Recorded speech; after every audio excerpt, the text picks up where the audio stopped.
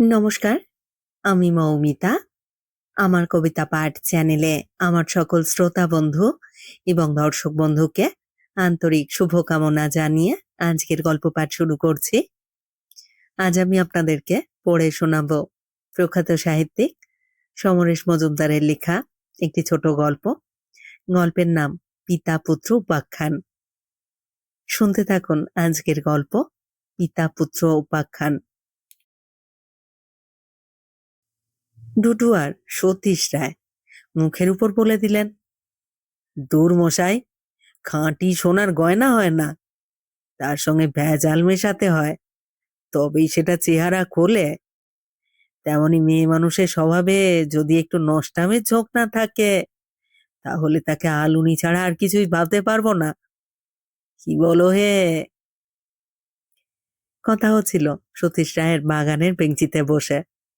পাশে বয়ে যাচ্ছে ডুডুয়া নদী, পেছনে সতীশ রায়ের দোতলা বাড়ি, সামনে বাগানের শেষে কিছুটা হাঁটতে ন্যাশনাল হাইওয়ে। যারা শুনছিলেন তাদের দুজন সতীশের স্তাবক, তৃতীয়জন একজন নামকরা ঘটক। স্তাবকরা মাথা না নেড়ে বলল, তা ঠিক, তা ঠিক। ঘটক যোগেশ্বর মুখুজ্জে হাত কচলালেন। আগে কোন বাপ বলবে যে তার মেয়ের স্বভাবে একটু নষ্টামি করবার ঝোঁক আছে? বাপ না বলুক, মা বলবে, আত্মীয় স্বজন পাড়া প্রতিবেশীরা বলবে। আর কেউ যদি না বলে, মেয়ের দিকে তাকালেই আপনি বুঝতে পারবেন। তা যদি না পারেন, তাহলে আপনি কিসের ঘটক? মুখ বন্ধ করলেন সতীশ রায়। যোগেশ্বর বিনীত গলায় বললেন, এরকম পাত্রীর কথা আজ পর্যন্ত কেউ আমাকে বলেনি। আপনি কেন এমন পাত্রীকে পুত্রবধূ করতে চাইছেন? হাত তুলে থামিয়ে দিলেন সতীশ রায়। আমার ছেলেকে দেখেছেন? শান্তশিষ্ট, দেখলেই বোঝা যায় এক ফোঁটা ব্যক্তিত্ব নেই। তা তার বউ যদি ঘোমটা মাথায় গুড়ের বস্তা হয়ে বসে থাকে, লজ্জায় নেতিয়ে থাকে সর্বক্ষণ, তাহলে ছেলেটা কখনো মানুষ হবে? আমি চলে গেলে 5 ভূতে লুটে ফুটে খাবে সব। ওহে, ঘটক মশাইকে বলে দাও, লোকে আমাকে কি বলে। একজন শাবক বলল, ডুডু আর সতীশ রায়। হ্যাঁ, দ্বিতীয়জন মাথা নাড়ল। সতীশ রায় ছাড়া এই ডুডুয়া গ্রামকে ভাবা যায় না। যোগেশ্বর উঠে দাঁড়ালেন। আহ, দেখি চেষ্টা করে। তা বলে এমন কোনো সম্বন্ধ আনবেন না যার বংশের কোনো পরিচয় নেই। এই তো একেবারে সোনার পাথর বাটি। বিড়বিড় করলেন যোগেশ্বর। আহা, কত উঁচু বংশে ভদ্র পণ্ডিত বাবা সন্তান লম্পট যদি হতে পারে, তবে সেরকম পরিবারের মেয়ের একটু নষ্টামি করবার ঝোঁক থাকবে না কেন? ওই ঝোঁক কথাটায় যে গোলমেলে ঠেকছে। আহা, জলে নেমেছে কিন্তু বেনি ভেজায়নি, হলো? যান। সতীশ রায় হাত নাড়লেন। 15 দিনের মাথায় হাসি মুখে ফিরে এলো যোগেশ্বর মুখার্জি। বিকালের চা খাচ্ছিলেন সতীশ রায়। জিজ্ঞাসা করলেন, কি সন্দেশ? হ্যাঁ, একেবারে নলেন গুড়ের, জল ভরা তাল শাঁস। যোগেশ্বর বললেন, তাই নাকি? তাই নাকি? ওরে কে আছিস, ঘটক মশাইকে চা দে। একেবারে আপনাদের পাল্টি ঘর, মালবাজারের হরিদাস সেনের নাতনি। কি রূপ, কি রূপ! মুখে খই ফুটছে। বাপ মরা মেয়ে। হরিদাস বাবু নাতনিকে নিয়ে খুব দুশ্চিন্তায় আছেন। 3টি পাত্রপক্ষ ওর কথা শুনে কেটে পড়েছে। যোগেশ্বর জানালেন, সে কি, কেন? কি শিখে উঠ করে নাকি? না না, শেষ পাত্রপক্ষ ওকে যা যা জিজ্ঞাসা করেছে তার সব উত্তর ঠিকঠাক দিয়েছে সে। পাত্রপক্ষ খুব খুশি। হঠাৎ মেয়ে বলে বসলো, আচ্ছা, আপনাদের ছেলে ম্যাদা মারা নয় তো? ব্যাস, দুধে চোনা পড়লো। বাহ, চমৎকার! তা বয়স কত? মাথা নাড়লেন সতীশ রায়। একটু বেশি, এই ধরুন কিনা 23। ধরবো কেন? বার্থ সার্টিফিকেট না থাক, কুষ্ঠি তো আছে। হ্যাঁ, তা নিশ্চয়ই আছে। বেশ, ওদের বলুন ছেলেকে যদি দেখতে চায় তাহলে দিন ঠিক করে চলে আসতে। হ্যাঁ, না না, ওরা ছেলে দেখতে চায় না। যোগেশ্বর বললেন। সে কি, কেন? হরিদাসবাবু বললেন ডুডু আর সতীশ রায়ের ছেলেকে দেখতে যাওয়ার দরকার নেই। মানে তো বুঝলাম না। মাথা নাড়লেন সতীশ রায়। আগে আপনার ছেলে যখন, তখন দেখবার দরকার আছে বলে মনে করেন না ওরা? ওরা? এই যে বললেন হরিদাসবাবু কথাটা বলেছেন। হ্যাঁ, উনিই বলেছেন। তবে বলার আগে অন্দরমহলে গিয়েছিলেন। হ্যাঁ, সেখান থেকে ফিরে এসে যখন বললেন কথাটা, তখন মনে হলো বাড়ির মেয়েদের সঙ্গে আলোচনা করেই বলেছেন। বাড়িতেও স্ত্রী আছেন, বিধবা মেয়ে, মানে পাত্রীর মা আছেন। হুম, বাড়ির মহিলারা আমার নাম জেনে বসে আছেন। কেন? আমি কি খুনি না ডাকাত? আমার চাটুকারদের আপনি হার মানালেন? যোগেশ্বর মুখার্জি নিচু গলায় জিজ্ঞাসা করলেন। তাদের তো আজ দেখছি না। ছেলেকে পাঠিয়েছি সদরে, উকিল বাড়িতে। সে তো একা যাবে না, তাই ওরা সঙ্গে গেছে। তা আমরা মেয়ে দেখবো কবে? জিজ্ঞাসা করলেন সতীশ রায়। হ্যাঁ, যেদিন ইচ্ছে। একদিন আগে বললেও চলবে। হ্যাঁ, তবে তার আগে একটা সমস্যার সমাধান করে নিতে হবে। যোগেশ্বর হাসলেন। কি সমস্যা? হরিদাসবাবু জানতে চেয়েছেন আপনার দাবি কতটা, আর সেটা তিনি দিতে পারবেন কিনা। হ্যাঁ, সক্ষম বোধ করলে মেয়ে দেখাবেন। দাবি? দাবি তো একটাই, মেয়ের স্বভাবে একটু নষ্টামির ঝোঁক থাকতে হবে। আপনার মুখে যা শুনলাম তাতে তো দাবি পূর্ণ হয়ে গেছে। একটু চুপ করে থেকে হু হু করে হাসলেন সতীশ রায়। ম্যাধা মারা, আহা, অপূর্ব। তাহলে তো হয়েই গেল। সামনের মঙ্গলবারে যাব বলি। হ্যাঁ হ্যাঁ, বলে দিন। তবে পৌঁছাবো বিকেল বেলায়, সন্ধ্যের আগেই চলে আসবো। আমার মিষ্টি খাওয়া ডাক্তারের নিষেধে বন্ধ। তেতো চা 1 কাপ খেতে পারি। মঙ্গলবার দুপুরের পর বেশ কিছুটা সময় সাজগোজ করলেন সতীশ রায়, যাতে পাত্রের বাবার সম্মান বজায় থাকে। বাইরে গাড়ি, 2 স্তাবক এবং ঘটকমশাই অপেক্ষা করছে। তৈরি হয়ে পুত্রকে ডাকলেন সতীশ রায়। সে এসে মাথা নিচু করে দাঁড়ালো। তোমার বয়স এখন কত? আগে? বয়স জিজ্ঞাসা করছি। আগে 27 বছর হতে 3 মাস দেরি আছে। আজ আমি তোমার সহধর্মিণী হবে এমন একটি মেয়েকে দেখতে যাচ্ছি। যদিও জানি তুমি বিয়ের আগে তাকে দেখতে চাইবে না, তবু জিজ্ঞাসা করছি, তুমি কি দেখতে চাও? না না, যেন এটা ভাবাও অন্যায়। ওর কথার ধরনে মনে হলো। তোমার সঙ্গে আমার পার্থক্য কি জানো?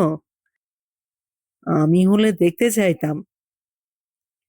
কথা শেষ করে বাইরে বেরিয়ে গাড়িতে উঠে বসলেন। স্তাবকরা এবং ঘটক চাপাচাপি করে বসলো ড্রাইভারের পাশে। পিছনে সতীশ রায় একা। গাড়ি ছাড়া মাত্র তিনি মাথার উপর দুহাত তুলে ঈশ্বরকে প্রণাম জানালেন। স্তাবকরা তাই দেখে হাত জোড় করে নুইয়ে পড়ল। তাতে স্থান সংকুচিত হওয়ায় ঘটক বলল, এই কি হচ্ছে কি? ডুডুয়া থেকে মালবাজার যেতে সময় লাগলো 45 মিনিট। পথে কেউ কোনো শব্দ উচ্চারণ করেনি। মালবাজারে ঢোকার মুখে গাড়ি থামাতে বললেন সতীশ রায়। পকেট থেকে 100 টাকার নোট বের করে একজন স্তাবককে বললেন, হরিময়রার দোকান থেকে আমার নাম করে রাজভোগ নিয়ে এসো, মাটির হাঁড়িতে করে আনবে। ঘটক বলল, আমি ভাবছিলাম। কি ভাবছিলে? সতীশ রায় জিজ্ঞাসা করলেন। হ্যাঁ, একেবারে খালি হাতে যাবেন মেয়ে দেখতে? তুমি এখন কি ভাবছো? আমি আর কি বলবো, এই জন্যেই লোকে আপনার সুখ্যাতি করে। যোগেশ্বর মুখার্জি বিনয়ে নুয়ে পড়ল। হরিদাস সেনের বয়স হয়েছে, 1.5 বিঘে জমির উপর বাগানওয়ালা বাড়ি। আপ্যায়ন করে বসিয়ে জিজ্ঞাসা করলেন, কি দেবো বলুন? চা, কফি বা ঠান্ডা কিছু? আপনি আমার পিতৃতুল্য, দয়া করে আপনি বলবেন না। না না, এখন নয়। সব কথা শেষ হলে 1 কাপ চিনি এবং দুধ ছাড়া লিকার চা পেলেই আমি খুশি হব। বেশ। আমার এই নাতনি মেয়ের পক্ষে, জামাই মারা গিয়েছিল দুর্ঘটনায়। 3 বছর বয়স থেকেই ও আমার কাছে আছে, এখানকার স্কুলেই পড়েছে। পড়াশুনোয় তেমন ভালো নয় বলে উচ্চ মাধ্যমিকের পর আর পড়ায়নি, তবে গৃহকার্যে অতীব নিপুণা। মাথা নাড়লেন সতীশ রায়। কিছুটা দূরে বসা যোগেশ্বর মুখার্জি বললেন, সেনমশাই, এবার নাতনিকে যদি আসতে বলেন। হরিদাস বাবু উঠে ভেতরে চলে গেলেন। ফিরে এলেন যাকে নিয়ে, সে ডানা কাটা সুন্দরী না হলো খুবই সুশ্রী। পাত্রপক্ষ দেখতে এসেছে বলে তাকে সাজানো হয়েছে। গলায় পাউডারের দাগ, চুল বেশ সময় নিয়ে বাঁধা, তাতে তাকে একটু আড়ষ্ট লাগছে। হরিদাস সেন বললেন, প্রণাম করো ওকে। মেয়েটি দাঁড়িয়ে দেখছিল। সতীশ সাহেব বললেন, থাক থাক, প্রণাম করতে হবে না। তোমার নাম কি? এই সুরঞ্জনা। সুরঞ্জনা, তুমি ভেতরে যাও, ভালো করে মুখ ধুয়ে বাড়ির শাড়ি পরে ফুলা চুলে চটপট চলে এসো। সতীশ সাহেব বলা মাত্রই মেয়ে ছুটলো ভেতরে। হরিদাস সেন বললেন, ওর গায়ের রং কিন্তু ধুলেও একই রকম দেখাবে। আমি সেই সন্দেহে ধুয়ে আসতে বলিনি, ও সেজে গুজে সহজ হতে পারেনি বলেই বলেছিলাম। মেয়ের বাবার নাম কি ছিল? জগন্নাথ বর্মন, শিলিগুড়িতে চাকরি করত। যাগে, আপনার ডুডুয়াতে আমার এক ভাইপোর বাড়ি ছিল, সেসব বিক্রি করে সে কুচবিহার চলে গেছে। মধুর কথা বলছেন? মধুসূদন সেন? বা, মধুকে আপনি চেনেন? চিনবো না? ওর জমি বাড়ি তো আমি বিক্রি করিয়ে দিয়েছি। আমি কখনো যাইনি, কিন্তু আমার স্ত্রী এবং কন্যা ওর বাড়িতে মাসখানেক ছিল। তা সে অনেকদিন আগের কথা। কথাটা শুনে ভাঁজ পড়ল সতীশ রায়ের কপালে। কিন্তু তিনি মুখ খুলবার আগে সুরঞ্জনা ফিরে এলো। এখন তাকে খুব স্বাভাবিক দেখাচ্ছে। সতীশ রায় বললেন, বাহ, বসো। রান্নায় কষে ঝাল দিতে পারবে? ঠিক করে হেসে ফেলল সুরঞ্জনা। কেন পারবো না? তুমি কি পড়েছো, কি পারো, তা তোমার দাদু বলেছেন। আমি তোমাকে অন্য প্রশ্ন করছি। তার আগে বলো তো, আমি কেন এসেছি? আমি কেমন তাই দেখতে। ভেতর থেকে শ্রীকণ্ঠ ভেসে এলো, এই, পা দোলাবি না। পা স্থির হলো। হাসলেন সতীশ রায়। বাইরে থেকে দেখে কি করে বুঝবো তুমি কিরকম? তাই তো ভাবছিলাম। তাই তো ভাবছিলাম। বাহ, আচ্ছা, তুমি গালাগালি করতে জানো? মা, কে না জানে। বেশ, তুমি কি কি গালাগাল জানো? সুরঞ্জনা তার দাদুর দিকে তাকালো। বৃদ্ধ অস্বস্তিতে পড়েছেন দেখে যোগেশ্বর মুখার্জি বলল, আসুন সেনমশাই, আমরা বাইরে গিয়ে বসি। হরিদাস সেন যেন রক্ষা পেলেন।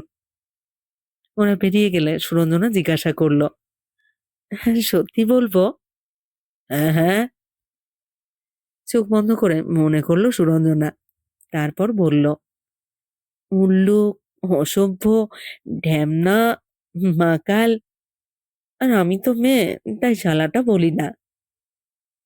ভেতরে দরজায় শব্দ হলো। ঠিক কথা। আর একটা শব্দ, ম্যাদা মারা, বলো না? সতীশ সাহেব তাকালেন। হ্যাঁ, মাঝে মাঝে। আমি কে জানো? ডুডু আর সতীশ রায়। এটা তোমাকে কে বলেছেন? তোমার দাদু? না তো, মা। মা যখন ছোট ছিল তখন দিদার সঙ্গে এক মামার বাড়িতে গিয়েছিল ডুডুয়ায়, তখন আপনাকে দেখেছিল। এইবার মনে পড়ে গেল। আচ্ছা, তোমার মায়ের নাম কি শিউলি? ও মা, আপনার মনে আছে? হুম। তিনি কি একবার এখানে আসতে পারবেন? মা, ও মা, চেঁচিয়ে উঠল মেয়ে। তোমাকে উনি ডাকছেন, মা। চিৎকার শুনে হরিদাস সেন আর যোগেশ্বর ঘরে ঢুকলেন। তারপর মাথায় ঘোমটা দেওয়া সাদা শাড়ি পরা যে মহিলা ভিতরের ঘর থেকে বেরিয়ে এলেন, তার ফাঁক থেকে চিবুক দেখা যাচ্ছে। সতীশ রায় উঠে দাঁড়ালেন, হাত জোড় করে বললেন, আপনার মেয়েকে আমার পুত্রবধূ করে নিয়ে যেতে চাই, সম্মতি দেবেন? আপনি তো মাকে তুমি বলতেন, মা বলেছে। আহ, কথা না বলে পারো না, সব কথা সবার মনে থাকে না, চাপা স্বরে বললেন মহিলা। আপনার বাড়িতে ও গেলে এই প্রথম মনে হবে ভগবান আছেন। বাড়ি ফিরতে সন্ধে পেরিয়ে গেল। যজ্ঞেশ্বর বললেন, এত রাত্রে তো বাস পাবো না। সতীশ রায়ের মন তখন ফুরফুরে। বললেন, রাত্রে এখানেই থেকে যান, আপনার জন্যেই এই অভাব পূর্ণ হলো যে। চিন্তা করবেন না, ঘটক বিদায় ভালোভাবেই হবে। আগে তা কি আর আমি জানি না? যজ্ঞেশ্বর উৎফুল্ল। স্তাবক দুজন ব্যস্ত হয়ে পড়ল।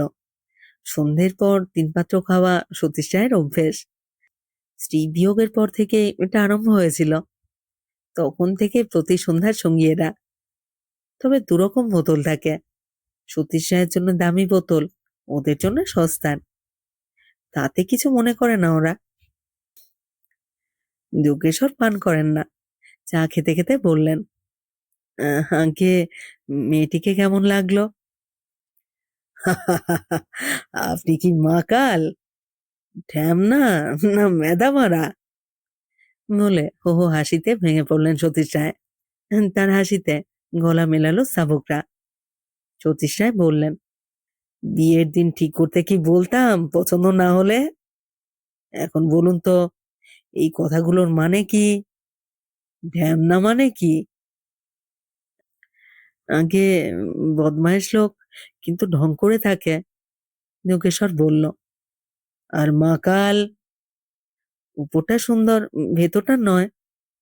ম্যাদামারা, ঠিক বলতে পারবো না। দেখতে চান? দেখতে চান আপনি? এই, ছোটবাবুকে পাঠিয়ে দে, আমার পুত্র আসছে, ওকে দেখলেই বুঝবেন ম্যাদামারা কাকে বলে। এই বাড়িতে বৌমা এলে তবে যদি ওর চরিত্র বদলায়।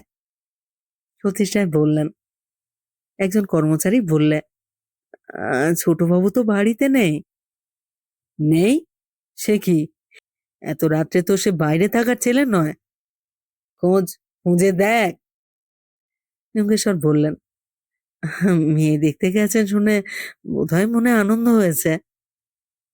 সেটা আর পাঁচটা ছেলের হতে পারে, ওর হওয়ার কথা নয়। মেধা মারা।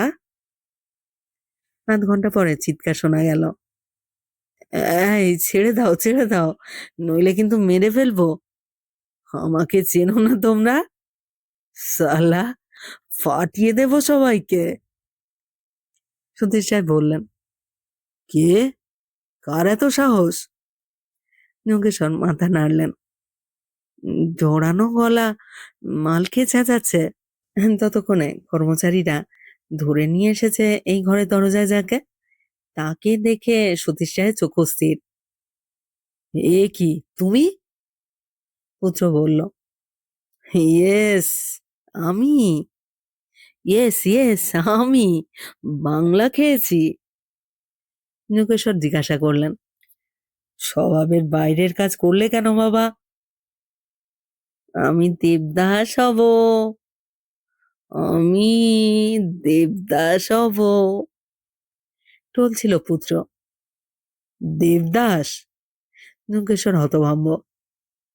আই লাভ স্বপ্না, স্বপ্নাকে বিয়ে করতে পারিনি, আমি দেবদাস হব? জুতিয়ে তোমার মুখ ছিঁড়ে দেবো হারামজাদা। তলায় তলায় এত, আমাকে ভুল বুঝিয়েছো ঢ্যামনা। কে স্বপ্না, কে? কোথায় থাকে? চিৎকার করলেন সতীশ রায়।